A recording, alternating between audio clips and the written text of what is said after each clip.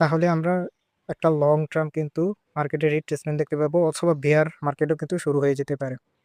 তো আজকের ভিডিওতে আমি আপনাদেরকে দেখাবো বিটকয়েন কি এই সার্ভাইভাল জোনটাকে থেকে সার্ভাইভ করতে পারবে, নাকি সে এটাকে ব্রেক করবে এবং বেয়ার মার্কেট শুরু হয়ে যাবে।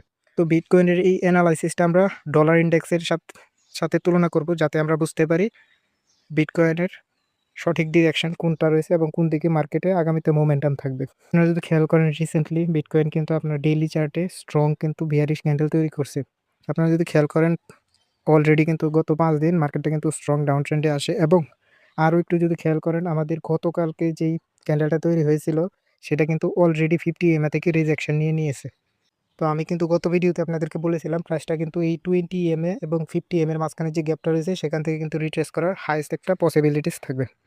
তো আজকের মার্কেটে আমরা এই বিষয়টা অ্যানালাইসিস করব ডলার ইন্ডেক্সের চার্টের সাহায্যে, এবং আপনাদেরকে সেই অনুযায়ী ট্রেড প্ল্যান শেয়ার করার চেষ্টা করব। তো চলুন বেশি কথা না বাড়িয়ে ভিডিওটি শুরু করি। তো এই ভিডিওতে আপনাদের কাছে একটা রিকোয়েস্ট করব, যারা চ্যানেলে নতুন রয়েছেন তারা অবশ্যই আমাদের চ্যানেলটিকে সাবস্ক্রাইব করে দেবেন এবং পাশে থাকা বেল আইকনটিতে একটি ক্লিক করে দিবেন। আর ইউএস সেশনের আগে আমরা আমাদের ট্রেড প্ল্যান কিন্তু আমাদের টেলিগ্রামে শেয়ার করে থাকি, আপনারা টেলিগ্রামে জয়েন হয়ে নেবেন, লিঙ্ক ভিডিও ডিসক্রিপশনে দেওয়া রয়েছে। তো আমরা কিন্তু স্টিল বিটকয়েনের ডেইলি চার্টে যদি খেয়াল করি, প্রাইসটা কিন্তু এখনো হায়ার হাই তৈরি করতেছে। তবে বর্তমানে যেই বড় রিট্রেসমেন্টটা হচ্ছে, এটা নিয়ে অনেকেই সংশয় রয়েছে, এটা কি রিট্রেসমেন্ট নাকি এখান থেকে অলরেডি বেয়ার মার্কেট শুরু। তো আমরা যদি আপনাদেরকে বলি, প্রাইসটা কিন্তু অলরেডি 50 EM এর মধ্যে রয়েছে, এবং সেটাকে যতক্ষণ পর্যন্ত ব্রেক না করতে পারবে ততক্ষণ পর্যন্ত কিন্তু আমরা এখানে বেয়ার মার্কেট শুরু হয়েছে বলে কোনো কিছু ধারণা করতে পারি না। কেননা এই 50 EM তে প্রায় সকল ট্রেডারই কিন্তু এখানে লিমিট অর্ডার লাগিয়ে রেখেছিল। আর সেই জায়গাতে খেয়াল করে দেখবেন, প্রাইসটা কিন্তু যখনই 50 EM তে ক্রস করে সাথে সাথে কিন্তু রিজেকশন নিয়ে উপরে চলে যায়। তো এই রিজেকশনটাকে আরও ডিটেলসে বোঝার জন্য আমাদেরকে চলে যেতে হবে বিটকয়েনের একটু লোয়ার টাইম ফ্রেমে।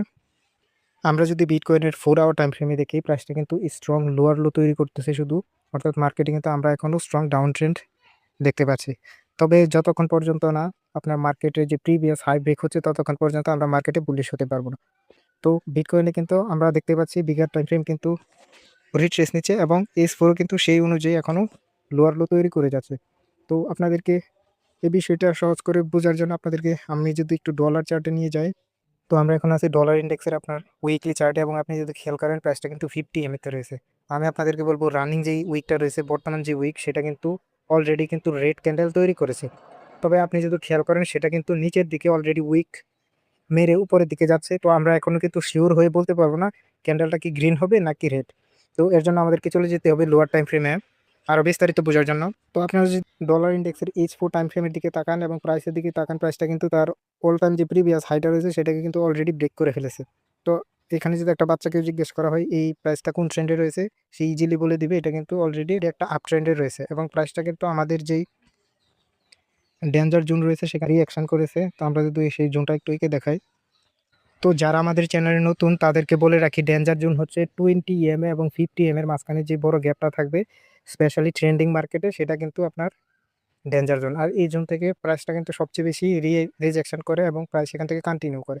আর যদি সেইটাকে ব্রেক করে অর্থাৎ 50 EM এর নিচে ক্লোজ দেয়, তাহলে কিন্তু মার্কেটটা বেশ বড় পরিমাণে ফল করে। তো আমরা এখন চলে যাব ট্রেড আইডিয়ার সেকশনে, এবং আগামীকাল আমাদের কি ট্রেড প্ল্যান রয়েছে সেটা আপনাদের সাথে শেয়ার করব। তার জন্য আমরা চলে যাব বিটকয়েনের H1 টাইম ফ্রেমে। তো মার্কেট এখন লন্ডন সেশন চলতেছে, আমরা খুব শীঘ্রই ইউএস সেশন শুরু হয়ে যাবে। তো মার্কেটে আজকে দুই দিকে বেশ বড় ধরনের একটা রিয়াকশন হতে পারে, যেদিকেই হবে বেশ বড় একটা রিয়াকশন হবে বলে আমি মনে করি। তো আপনারা যদি খেয়াল করেন, বিটকয়েনের H1 টাইম ফ্রেমে প্রাইসটা কিন্তু একদম সাইডওয়েজ অবস্থাতে রয়েছে। কিন্তু যদি ডলারের দিকে আপনারা দেখেন, ডলারটা কিন্তু স্ট্রং আপ ট্রেন্ডে রয়েছে। তো এখানে খুব ডলার ইন্ডেক্স কিন্তু অলরেডি আপ ট্রেন্ডে রয়েছে। তো এখান থেকে একটা বিষয় ক্লিয়ার, সেটা হচ্ছে মার্কেটের মোমেন্টামে বিটকয়েনের মোমেন্টাম কিন্তু এখনও সেল সাইডে রয়েছে।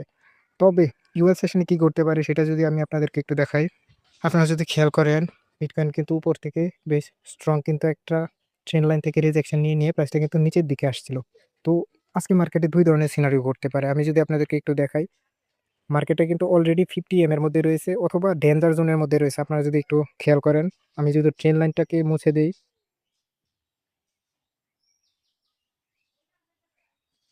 তো আপনারা যদি খেয়াল করেন, প্রাইসটা কিন্তু ডেঞ্জার জোনে রয়েছে 20 EM এর উপর এবং 50 EM এর নিচে রয়েছে। তো মার্কেটে আজকে সবচেয়ে বড় যে প্রবাবিলিটি রয়েছে সেটা হচ্ছে এই ডেঞ্জার জোন ব্রেক, অথবা 50 EM এর উপরে ক্যান্ডেল যদি ক্লোজ হয়, তাহলে কিন্তু অলরেডি ট্রেন্ড লাইনের উপরেও ক্লোজ হবে এবং 50 EM এর উপরেও ক্লোজ হবে, যার কারণে আমরা মার্কেটে বুলিশ থাকবো।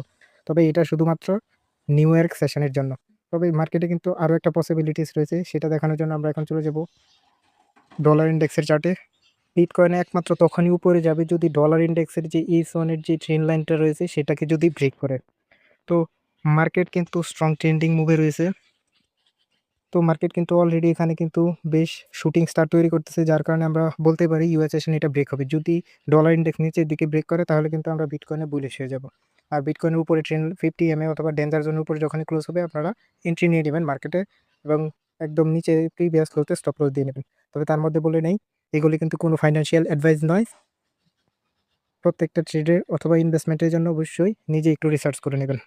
আর মার্কেটে দ্বিতীয় যে সিনারিও ঘটতে পারে সেটা হচ্ছে প্রাইস কিন্তু এখান থেকে ডলার ইন্ডেক্স কিন্তু এই ট্রেন্ড লাইন থেকে রিজেক্ট করে আরও কিন্তু বুলিশ হতে পারে, প্রিভিয়াস হাইটাকে কিন্তু সুইপও করতে পারে। সেই ক্ষেত্রে বিটকয়েনে কিন্তু আরও বেয়ারিশ হওয়ার সম্ভাবনা রয়েছে। আমরা যদি একটু চলে যাই বিটকয়েনের চার্টে, তো বিটকয়েনের যদি একটু খেয়াল করেন প্রাইসটা কিন্তু লোয়ার ট্রেন্ড লাইন কিন্তু অলরেডি টাচ করে আছে। তো ডলার যদি ব্রেক না করে বাউন্স করে উপরের দিকে যায় তাহলে কিন্তু বিটকয়েন এই ট্রেন্ড লাইনটাকে ব্রেক করবে এবং মার্কেট কিন্তু আরও ফল করবে, যার কারণে আপনার যে ডেইলি কিলার যে ডেইলি যে ডেঞ্জার জোন রয়েছে তার নিচে যদি ক্লোজ দেয় ডেইলি ক্যান্ডেল তাহলে কিন্তু মার্কেটে আমরা বেয়ারিশ হয়ে যাব। তবে এখন মার্কেটে দেখার বিষয় মার্কেটে কোন দিকে আসলে ইউএস সেশনে ওপেন হয়। তবে আমার কাছে সবচেয়ে বেশি প্রবাবিলিটিস মনে হচ্ছে ডাউন সাইডে বিটকয়েন আরও নিচে যাবে এবং ডলার উপরে যাবে, কেননা ডলার কিন্তু স্ট্রং ট্রেন্ডিং মুভে রয়েছে। সাধারণত যখনই ট্রেন্ড চেঞ্জ করে তাহলে কিন্তু তখন কিন্তু আপনার প্রাইস অ্যাকশন কিন্তু সাইডওয়েজ থাকে, তারপর কিন্তু ট্রেন্ডিংয়ে তার ট্রেন্ড চেঞ্জ করে। বিটকয়েন কিন্তু অলরেডি সাইডওয়েজে রয়েছে, যে কোনো মুহূর্তে সে তার ট্রেন্ড চেঞ্জ করতে পারে, কিন্তু আমাদের প্রবাবিলিটিস থাকবে আপনার ডাউন সাইডে, যেহেতু ডলার বুলিশ এবং বিটকয়েন সাইডওয়েজ। আর যদি এই ডেঞ্জার জোনের উপরে বা 50 এর উপরে $৭৬,৮৩০ আশেপাশে বা উপরে যদি ক্লোজ হয় ইউএস সেশনে অবশ্যই, তাহলে কিন্তু আমরা মার্কেটে বুলিশ হবো এবং বাই সাইডে ট্রেড নেওয়া শুরু করব। তবে অবশ্যই রিস্ক ম্যানেজমেন্ট ফলো করবেন এবং টাইট স্টপ লস ব্যবহার করার চেষ্টা করবেন, কারণ মার্কেটটা খুব ভোলাটাইল। আর এই ট্রিটগুলি আমি লাইভে আপনাদের সাথে টেলিগ্রামে শেয়ার করে থাকি। অবশ্যই টেলিগ্রামে জয়েন হয়ে নেবেন এবং চ্যানেলটিকে সাবস্ক্রাইব করে রাখবেন। ধন্যবাদ।